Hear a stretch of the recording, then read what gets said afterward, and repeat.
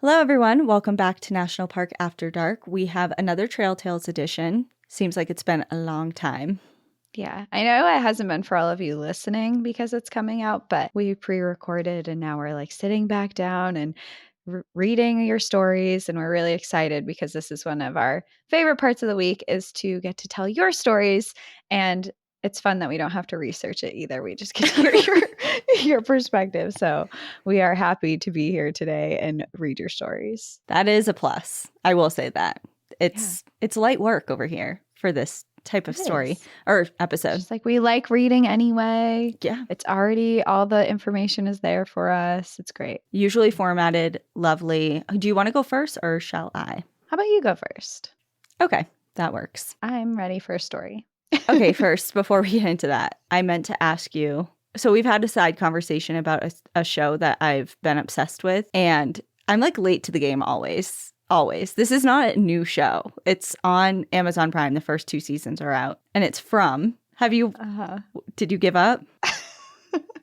Okay, so backstory. Danielle tells me, watch this show. I'm obsessed with it. It's really good. It's a little bit scary, but it gets better. And I was like, okay. So I turned it on. I was like, I get scared easily. And then I was watching it, and actually I was watching it with Al, and Al is like the jumpiest person I've ever met in my life. And I was sitting there watching it, and the first thing that happens is someone gets like stabbed through the face. And I was just like, okay, this is scary. I told you it was creepy, but it was scary, but then it gets better, jumpy. And then it's just creepy. Yeah, but it gets things less. in the window that like the first scene was there was a grandma in the window, and she was like, "Let me in," and this little kid's like, "Okay," and she opens it, and then a couple of scenes later, you see her on the floor and all her insides are eaten and like spilled everywhere. And I was like, oh my God.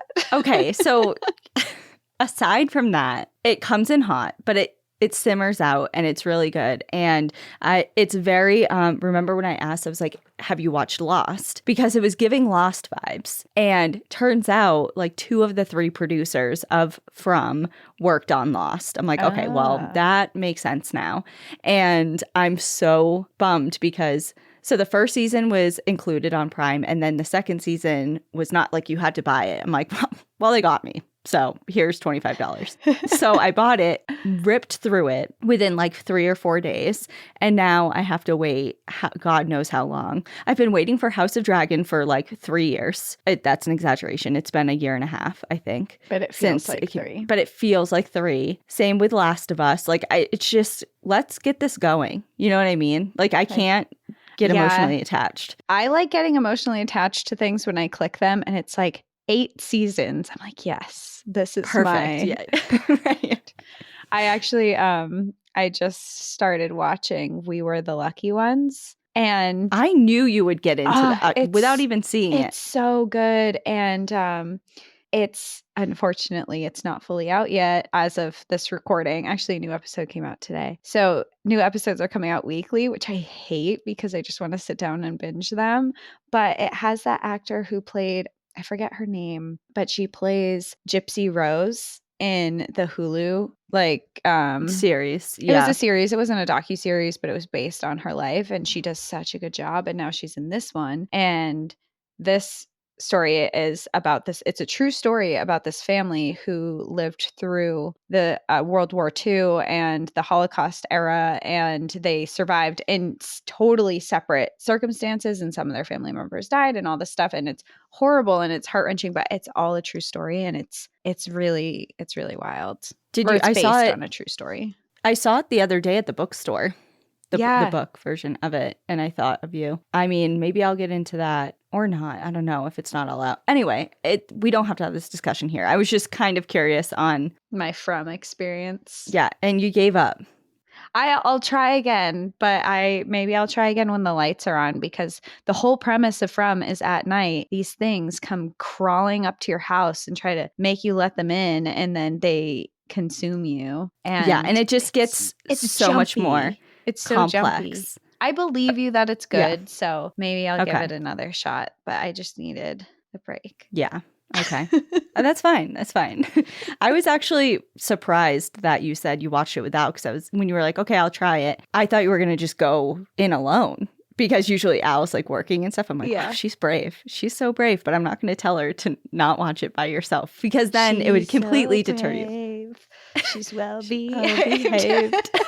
Okay, I'm going to read my story. Okay. Or somebody else's story to you. Okay, thank you. And it is titled Something Follows Us Whenever We Visit a National Park. Oh.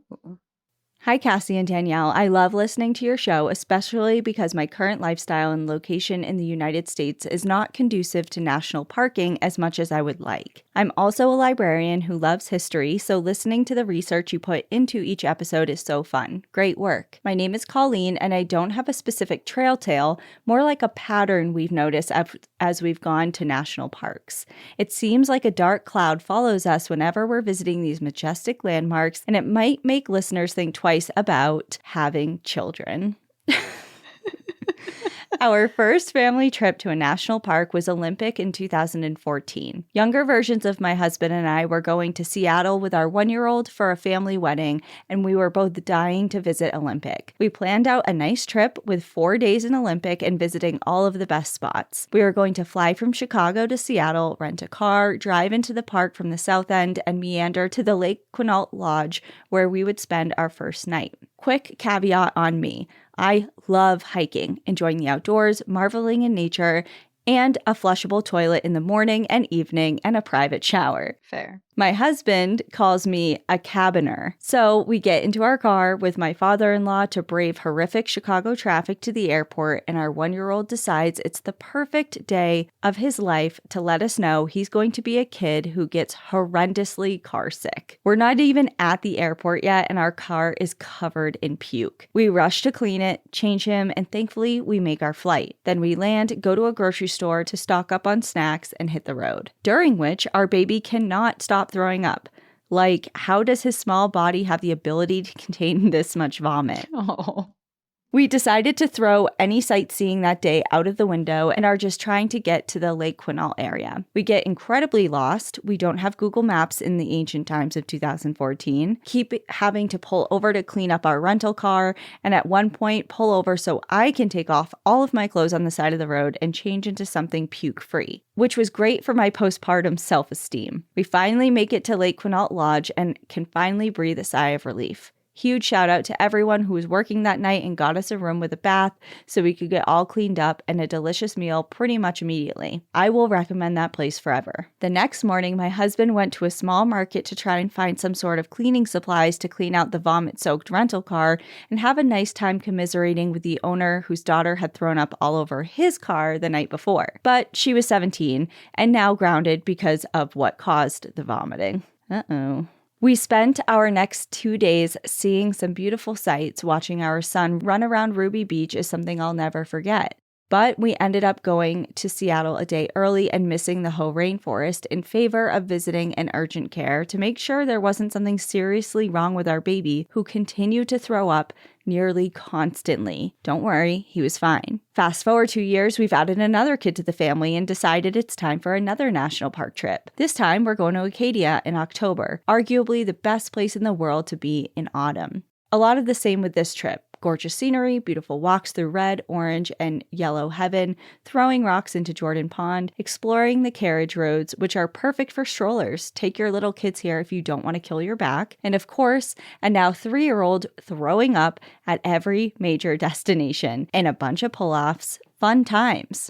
Take 3. Off to Saguaro. It's April 2017. Our almost 4-year-old son now knows when he's going to throw up, so we travel with a bucket. Our 1-year-old daughter is a champ traveler, so nothing can go wrong. Whoops, I'm unknowingly 5 weeks pregnant with twins. It was 90 degrees when we arrived at the visitor center, and I was not feeling good. I gave my husband a look and sprinted to the bathroom. I made it to the toilet because I'm a grown-up, but if you were there and heard a woman absolutely emptying the contents of her stomach in the bathroom, I'm sorry. We tried to do a bit of hiking, but it was so hot and I was trying to not cry while dreaming of a popsicle in a pool. We ended up seeing Saguaro from the air-conditioned contents of the car, which was preferable to me and probably safer since that 1-year-old daughter was a no-fear type of child and would have loved to hug a cactus. Infant twins and a pandemic put a dent in our travels for a long time, but we found sanctuary in the open lands those years, letting our kids explore everything northeastern Illinois has to offer and keeping ourselves from going crazy in 2020 and 2021. March of 23, we decided to give a big park another shot. Not a national park, but Brown County State Park in Indiana. It's close to home, only a 4-hour drive. The hikes are manageable for all of our kids, now 9, 7, 5, and 5. And best of all, the nearby lodge has an indoor pool.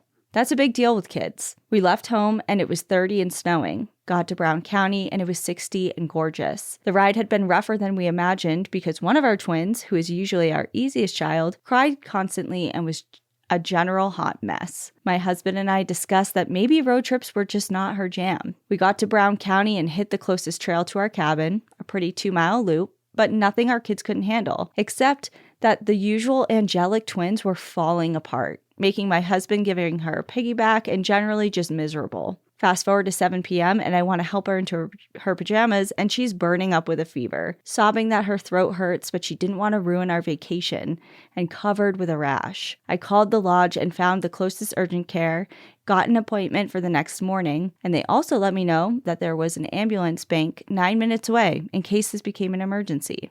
She and I drive to the birthplace of Mike Pence, and I'm super happy she can't read because of all the hell is real and abortion is murder signs littering the side of the road. We finally get to the doctor. She had scarlet fever.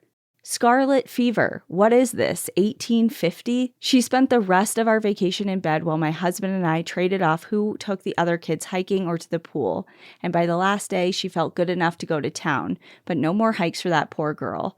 At least no one threw up on that trip. With summer 24 on the horizon and a trip to Acadia as a family of 6 all planned and paid for, I'm feeling prepared. I already know where the urgent care is and everything.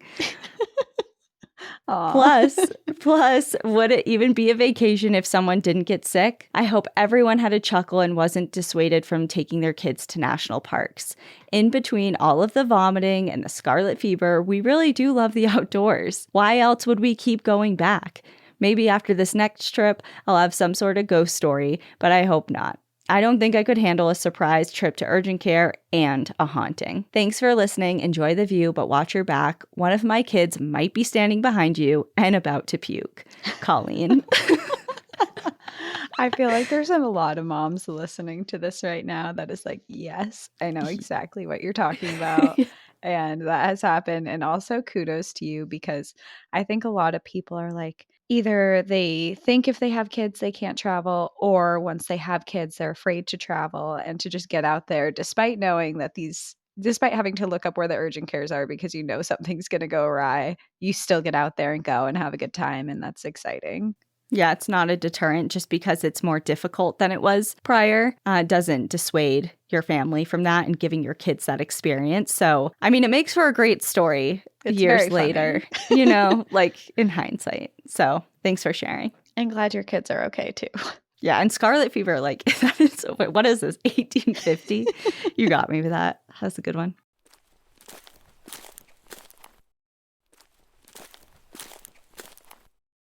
All right, my next story is titled, or my first story, because I haven't told any today.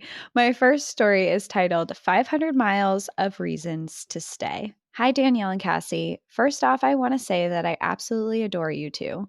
Your podcast has gotten me through long drives, plane trips, gym sessions, and most importantly, my 500-mile through hike of the Colorado Trail. This past summer, I spent 36 days hiking, listening to your podcast, and knowing that I was going to have to write in a trail tale. Between a mama bear growling at me from 6 feet away, broken water filters, sleeping bags and bowls, cabins with strangers, food poisoning, and 100 miles on a broken ankle, I've had a hard time deciding on one story. Fast forward 5 months later, and I have finally made my decision. For a little backstory, one of my best friends lost her battle against her mental health about a year and a half ago. One of the many reasons I wanted to hike this trail was to get myself out of a rut. I have struggled with my own mental health for many years, and this past year was one of the hardest of my life. I was able to motivate myself by planning, preparing, and eventually hiking. However, on my last full day on the trail, I felt like I had nothing else. My one motivator for life was coming to a close, and I didn't feel strong enough to keep going. I have never believed in signs from our loved ones who have passed.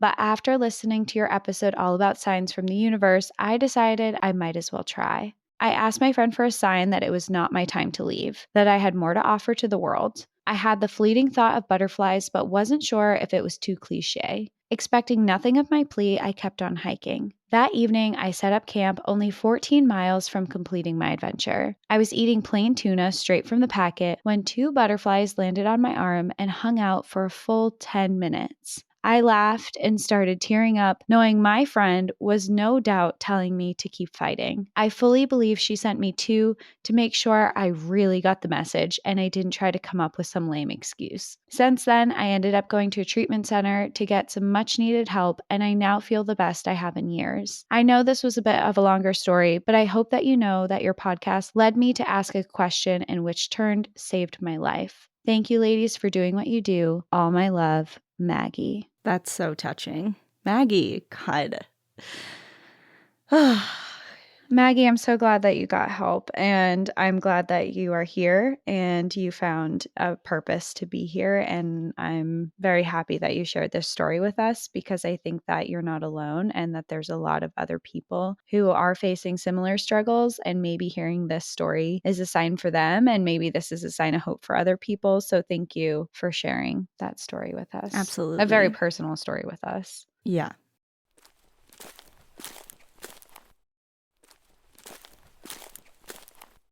Well, my next story is titled New Heights in Memory of Matt Richard.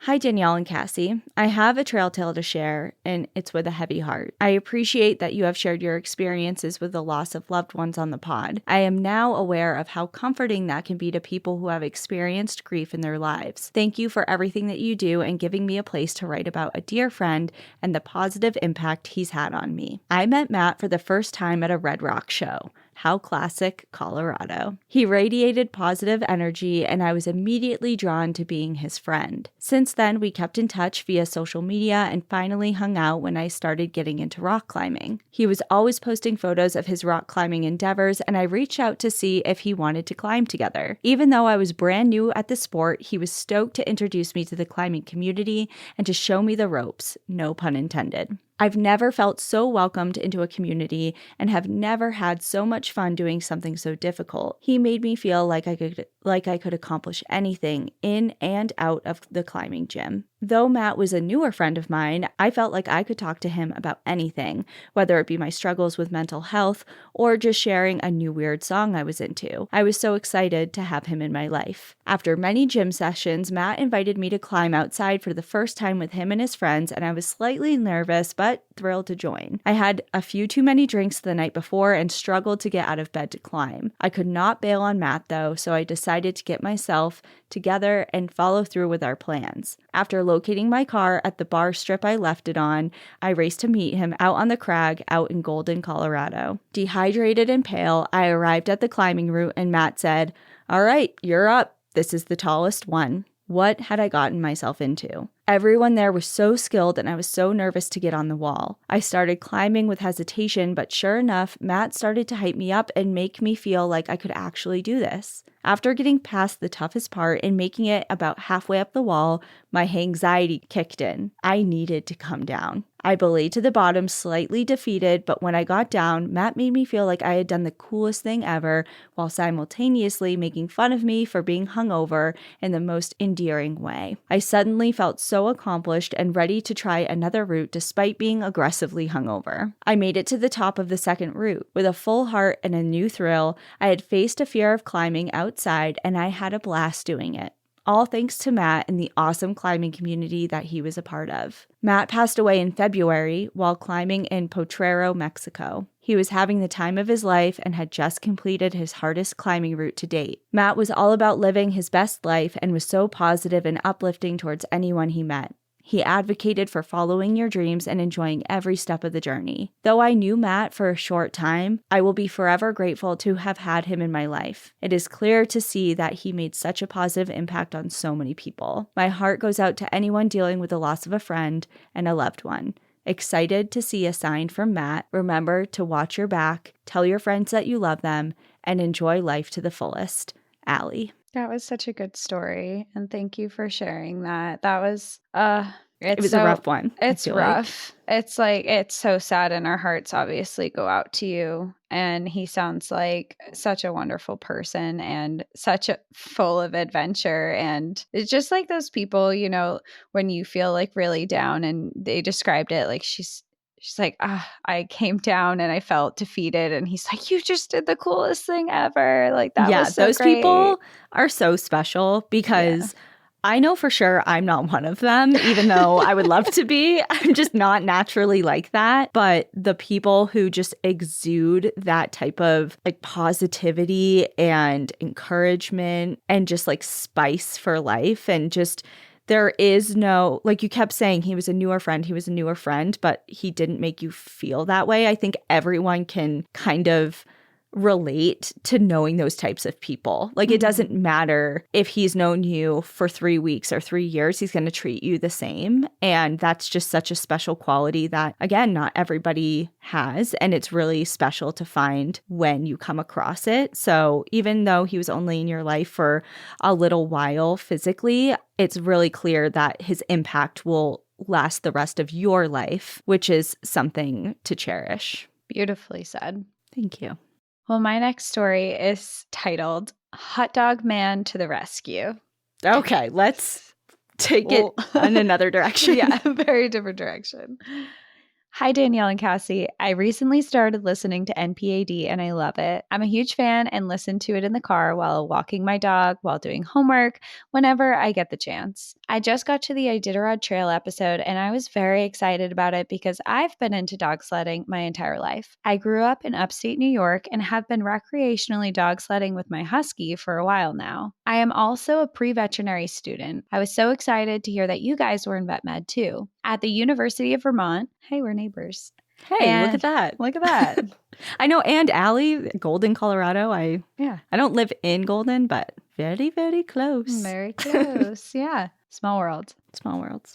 At the University of Vermont and work with a local racing sled dog kennel. I have a bit of a lighthearted sled dog story that does not take place in a national park or even a park of any kind, but it does take place on a trail, so I figured it counted.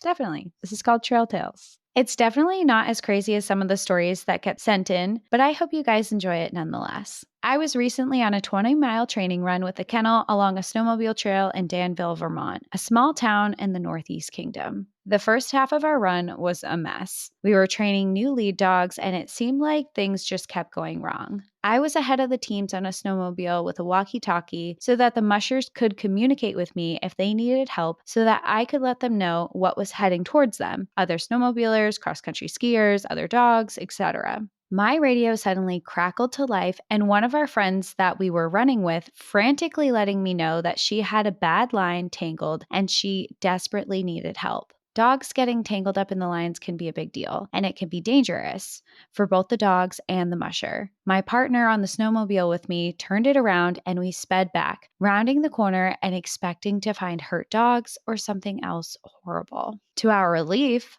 all dogs were happy and safe, and our friend had anchored her sled and was working on untangling her dogs with the help of a man in a hot dog costume.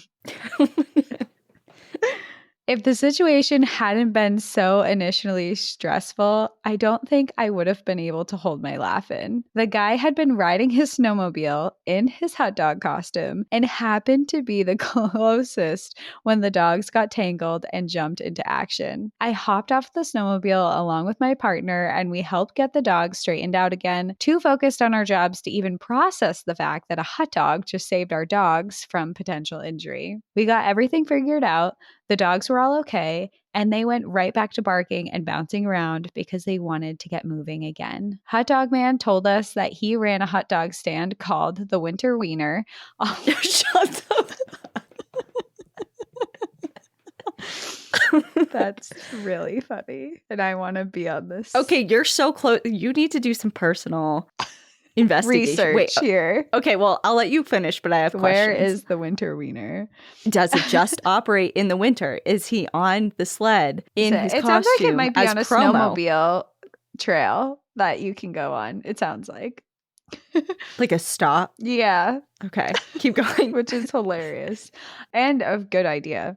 Hot Dog Man told us that he ran a hot dog stand called the Winter Wiener along the trail and was out promoting it when he saw that our friend needed help. There it is. There we are. So he jumped into action and helped untangle the dogs. Untangling sled dogs is a fine art. It's not easy and takes years to perfect. I'm still learning. And this man, dressed as a hot dog, with presumably no experience with sled dogs, leapt into action like he did it every day. We regrettably didn't get his name in the heat of the moment, so as we disappeared down the trail, we bid him a simple, "Thank you, Hot Dog Man." Hot Dog Man was our savior that day, and we even joked about running a 30-mile race in Maine that we have coming up in hot dog costumes in honor of him. Thanks to Hot Dog Man, the rest of our run was relatively peaceful through the gorgeous mountainscapes, forests, and farmland of the Northeast Kingdom, with happy mushers and even happier dogs. If you're ever out on the vast snowmobile trail system in the Northeast Kingdom, make sure to stop by the Winter Wiener and let Hot Dog Man know what a great sled dog handler he is. Keep up the great work, Cass. Okay, Cass, you've just opened the door because I'm... Did you find Hot Dog Man? Okay, well, no. There's a lot going on here. I typed in the Winter Wiener and I'm getting so many pictures of dachshunds in sweaters. That's really cute. And I bet your algorithm, like all your Facebook ads, are going to be dachshund sweaters now. Shit. Hold on, though, because I think I just saw something about Vermont. Okay, Vermont. Is that close to you, Dan? Did she say? The Northeast Kingdom is north of me, about like an hour and a half north of me. I found it. You found him. What's his name? Well, I don't know if it's I didn't find him. Okay, the Winter Wiener has 235 followers and 151 likes, about to be 152. I just liked it. It says, perfect vast trail stop to enjoy our homemade pigs in a blanket. Visit us in Vermont's Winter Wiener land. Oh, yeah. And literally, oh my God, literally one day ago, it says, see you next season. The 2024 vast season is officially over. Thank you for everyone who ventured out to the Winter Wiener despite the less than ideal conditions. Okay, so we missed our opportunity. We missed it. But this year. I will say, you know what I'll say? Is my house is along the vast trails in Vermont, and we're planning to get snowmobiles. So when that happens and you're moving back to New England, you can come over, we'll hop on some snowmobiles, and we'll ride up to go see the Winter Wiener. It's done. Plans set in stone for 2024, 2025 winter. Yeah. We'll have to keep. I liked the page, so now you're going to get updates. I'll get updates. You'll know when they reopen. Yeah. Well, you don't even eat hot dogs. I was just thinking that. I don't even eat hot dogs. Maybe they have a vegetarian hot dog. Well, they have soup. They have their menu on here. I don't know where it went. Oh, yeah. Veggie hot dogs exist, and I like soup. Okay, they have a chocolate chip cookie. They have hot cocoa. I love that. You love a hot cocoa. Especially when it's cold out. And they have soups. Perfect. So okay, we're just giving so much promo to the Winter Wiener. Use our code discount code Wiener.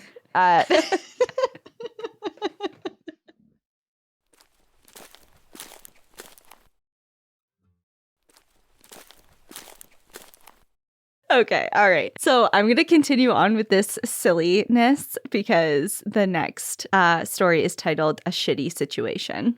Oh, God. Yeah. I can already hear the pun in that, but continue.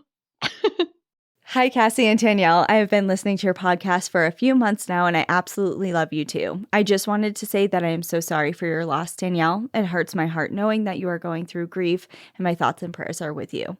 Thank you for that. This isn't your average trail tale, as I have contemplated whether to send this in or not, but since I haven't heard of many embarrassing trail tales on your show, I thought I would send mine in. Brave. First of all, I just have to say.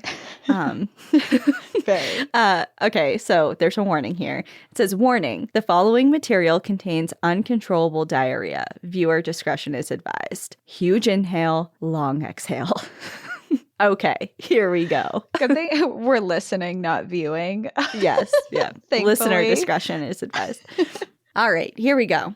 This happened back when I was 15 and I'm 32 now. So as you can see, I never had any embarrassing moments top this one in the span of 17 years. For about 4 years, my parents would take my twin sister and I to a Christian camp where we would go hiking and kayaking for about a week. And it has always been so much fun, and that's why I continued to choose to do this particular activity at the camp, because hiking is my favorite. A few days into the hike, my twin sister sprained her ankle, so she had to be taken back to the main camp a few days early so she could rest her ankle, which at the time was sad for me, but after the embarrassing moment I am about to have, I am so glad she wasn't there because she has a big mouth and it would have spread like wildfire. It was the last day of our hike before leaving to go back to camp, which by bus was only a few hours away. After breakfast, me and a few of my campmates decided to go to the stream to get some water for our bottles. After filling up our bottles, we put a purifying tablet into each, and, well, I was thirsty, and I didn't want to wait the 30 minutes or so for the tablet to work its magic. Oh, no. So, you guessed it, and I drank my water. For those of you who know how purifying tablets work, this is a big no-no. You have to be patient for the water to purify. After gulping my water down, I felt good, hydrated, and ready to hike back to the bus to leave. I was looking forward to this bus ride back because there was a boy who was part of the group that I had the biggest crush on. Oh, no. Oh, of course you did. I was able to snag a seat across the aisle from him, so No. little 15-year-old me was super happy. No. About an hour or so into the bus ride, we all stopped at a pizza parlor to chow down since we've been camping in the woods for about a week. After we ate, we all headed back onto the bus to make a straight shot back to the main camp since our parents would be there to pick us up. Everything was going great until about 15 minutes into our bus ride, and my stomach started to cramp. I was gripping the seat in front of me because I was in so much pain. Before I knew it, I started to feel a warm sensation in my shorts. I'm thinking I must have sat in water, but then a smell started to linger from my direction. And then suddenly, I realized what it was. There was watery diarrhea coming out of me, and I had absolutely no control of my bowels. I tried so hard to clench my butt, but it didn't work. So yes, I was pooping myself uncontrollably on the bus around all of my campmates with my crush sitting directly across from me. Embarrassment is a complete understatement for what I was going through. I told the camp counselor what was happening, who told the bus driver that we needed to pull off to the next exit so I could use the restroom. He had an irritated look on his face because we literally just left the pizza parlor. Apparently, the smell didn't hit his nose quite yet. Thankfully, there was a campmate who was kind enough to give me her bed sheet, which, by the way, was white, so I could wrap it around my waist. I didn't need people seeing my poop-stained shorts as I'm wobbling into the Wendy's restaurant our bus driver pulled into. Oh, but wait, the embarrassing moment isn't over yet. Nay. Not only were we in the middle of nowhere with very few restaurants to choose from, but everyone and their brother was at this Wendy's. With my luck, it was lunch hour and it was packed. I wobbled my way into the 2-stall restroom where the line quickly formed out of the door. So here I am in this small 2-stall restroom, shitting my brains out with my camp counselor waiting for me inside of the restroom. Not sure why she didn't wait outside to prevent torturing her nose like that, but okay, be my guest. It's not like I was lacking an audience. There were people walking in making comments about how bad the bathroom smelled. I was in so much pain at the time that I wasn't embarrassed by those comments. I just wanted to clear my bowels, get out of that Wendy's and back onto the bus, putting this embarrassing moment behind me. Joke's on me because I'm still embarrassed about it to this day. Oh, no. Thankfully, when I got back to the bus, no one said anything about it. Well, to my face, that is. I mean, we were all 15 to 17-year-olds, and you know how mean kids can be. They asked me if I was okay, and I told them, yes, I'm fine now. It must have been from the unpurified water I drank mixed with the pizza. I made it through the rest of the trip back to the main camp with no more unexpected surprises and poop-free. I put my poopy clothes in a plastic bag and shoved it in my suitcase. Why would you put it in your shoe? Why wouldn't you just throw them out? I don't know. There's no saving those. I bet my mom had fun cleaning that out. Oh, because you didn't have to clean them. That's why. Because the mom, yeah. I can't remember what happened to that bed sheet I used around my waist, but I really hope she threw it away. I hope you didn't give it back. I know. Yeah. It's like, thank you for this. Like you just hand it back to her after you get off the bus. Like, thank you. It's kind of like when we worked at the animal hospital, a lot of people would bring like urine or fecal samples in like Tupperware, like clearly used for home, like leftovers. And they'd be like, don't worry, I don't want it back. It's like, I would fucking hope not. There's a puddle of diarrhea in this. Like, I hope you're not going to put your lasagna in this tonight. Right. It's like, okay, great. Anyways, and that's my story. Fortunately, my uncontrollable diarrhea didn't scare my crush away because he still wanted to hang out with me outside of camp. Wow. That's a green flag. That's sweet. Thanks for reading. I hope this makes it on the podcast. If not, I hope you had a good chuckle and keep my story in mind whenever you are tempted to drink stream water before allowing the purifying tablets to dissolve. All right, my loves, enjoy the view, but watch your back. Literally, watch your back. You might have uncontrollable diarrhea when drinking unpurified water. Much love, Carissa. Thank you for using your most embarrassing story for you as a life lesson for the rest of us. So hopefully we can avoid that. I feel like it's a very kind gesture for everybody listening. Like, yeah, you just like made a sacrifice for everyone else. did. Like everyone's going to look at their water and be like, oh, what would Carissa do? Yeah. Don't be like Carissa in this moment. Yep. You just saved a lot of people some dirty shorts. You sure did.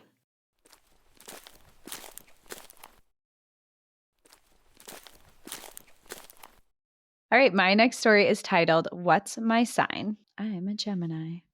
I'm just going to say I have a pattern, and every like close, except with the exception of one, most of my closest female friendships are Geminis. And all of my That's so funny. best, like greatest relationships with men are Aries. Very interesting that you gravitate towards like specific. Yeah. Do you know? Like Al is He's a Leo. Leo. Yeah. Yep. He's a Leo. And then I have a lot of friends. Actually, I have a lot of friends who are Aries too. Aries are the best. I mean, at least in men, I don't really know many Aries women, but I just love an Aries man. They're so funny and the best. And I dated one Aries man and it was not my favorite, but that's okay. That's okay. They're not for everyone. But I think that he like had some other signs going on that interfered with the good parts of Aries. Because when you read the description of an Aries and then compared it to him, they were not the same. They were not the same. Yeah.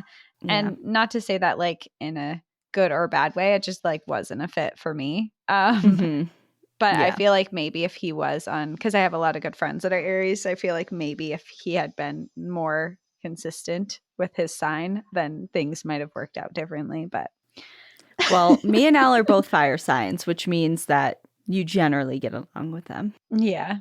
So something was wrong with him, I guess. Yeah. Just kidding. I think that you're my only, like, that I can think of offhand. You're my only Sagittarius, like, friend ever. Like, I can't think of another one. I feel honored. Thank you. Yeah. It's not that I'm avoiding them. Like, I clearly enjoy Sagittariuses very much, but you're the only one I know. I like the one and only. Yeah. No other ones. Yeah. All right. Anyway, my story is titled, What's My Sign? Hiya, Cassie and Danielle. My name is Jake, and I've been listening to NPAD for almost exactly 2 years now and loved every single episode. The Night of the Grizzlies saga had me hooked, and I began thinking if I had any trail tales that would be worthy of sharing when I got the call for stories about special signs. I will do my best to keep this brief, but no promises. I have always had a close connection to nature and animals, and I swear I have a new favorite animal every week since I was little. Sharks, octopus, tigers, whales. But living in Michigan, running into one of these animals is very unlikely. I've been thinking back in my life, trying to see if there's been any signs that I have overlooked or ignored, and I realize it's not been one solid sign, but a little puzzle put together. To start, I'll mention my grandpa.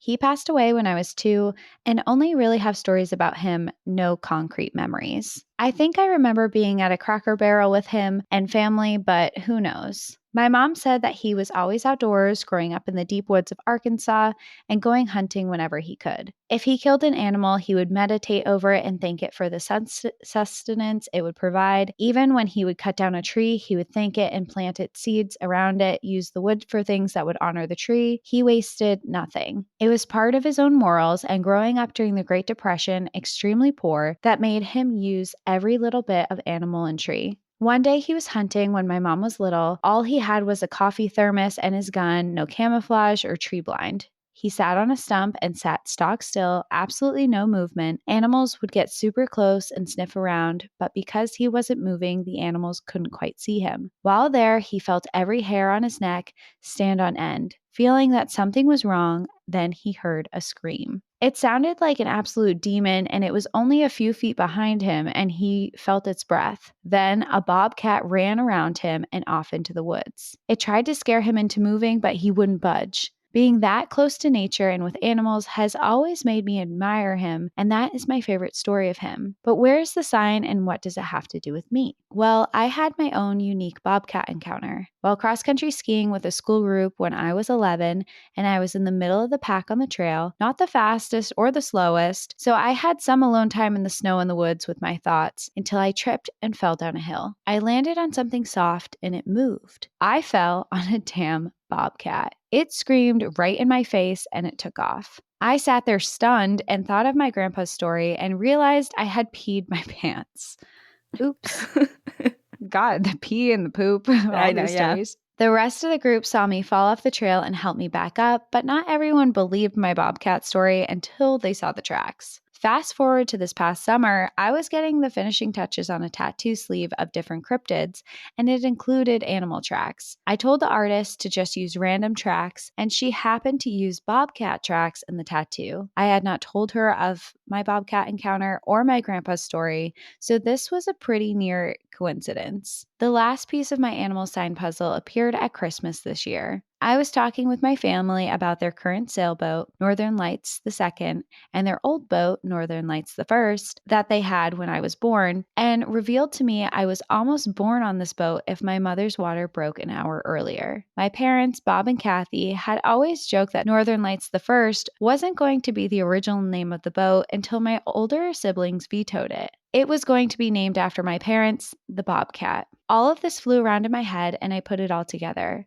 A bobcat is my animal sign and the thing I was looking for, representing the person I most emulate, my grandpa, a pivotal time in my life being out in nature, the skiing incident, and the place I was almost born. Now all I have to do is get back out into the woods and wait for a bobcat to show itself, and hopefully it will guide me to my next checkpoint in life. Thanks for listening, for all the hard work y'all do, and remember to enjoy the view. But watch your back, because there might be a bobcat behind you. Jake. Wow, I love that. I think I've only seen one bobcat or in person in the wild. I think I've only seen it once. Really? And it wasn't even in the wild, it was crossing the road. That's so funny. I've actually seen bobcats a lot, and it's because my mom on her property, she has a bobcat that hangs in her yard, and it must live in the area.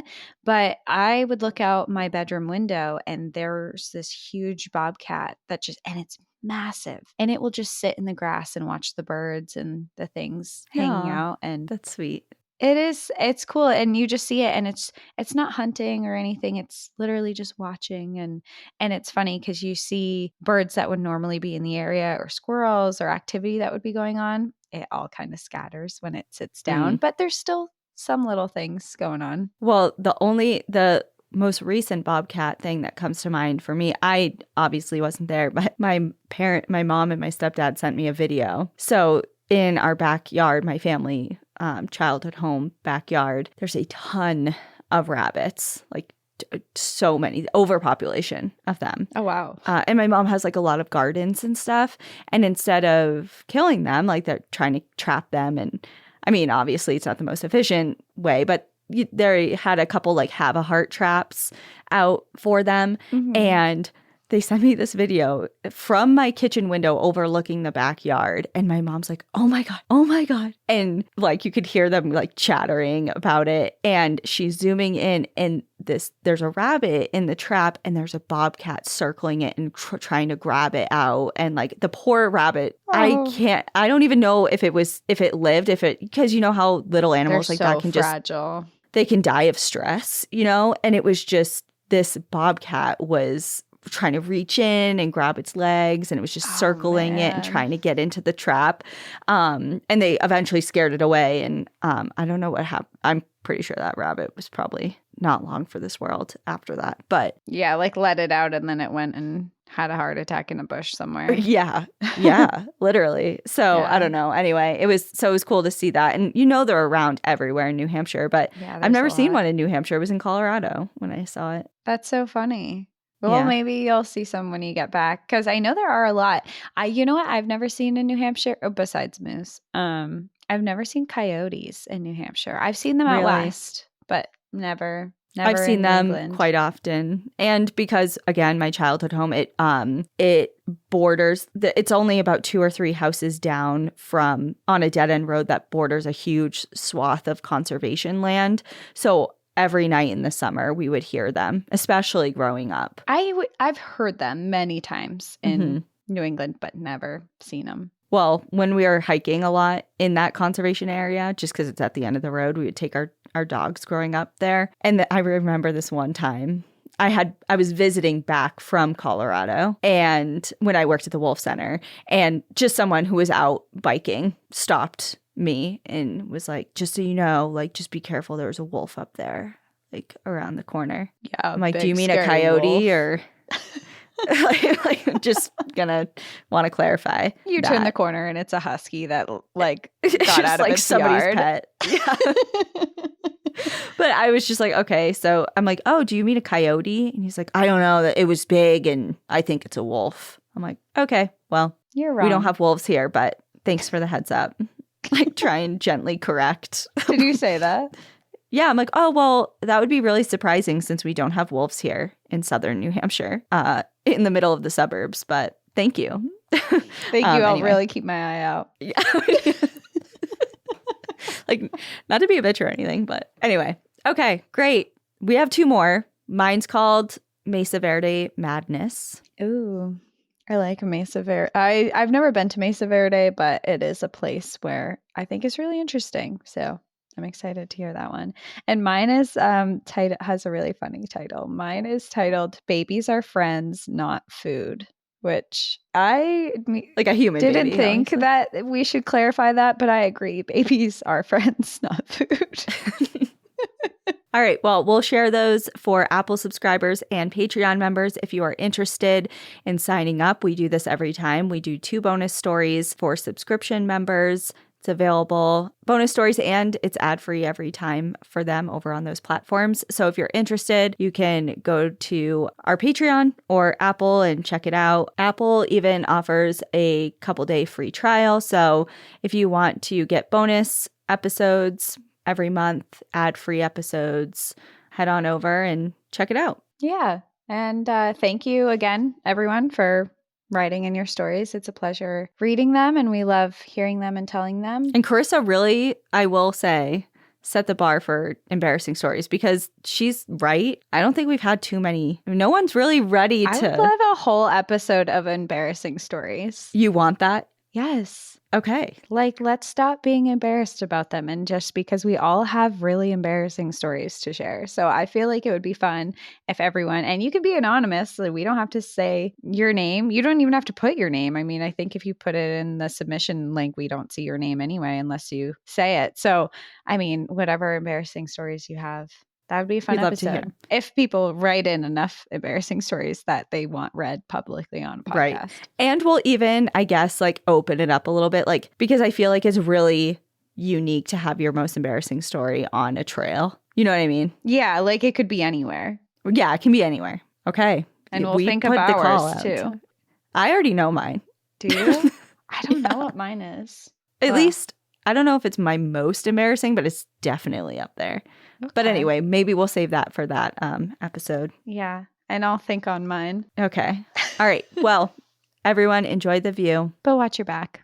Bye. Bye.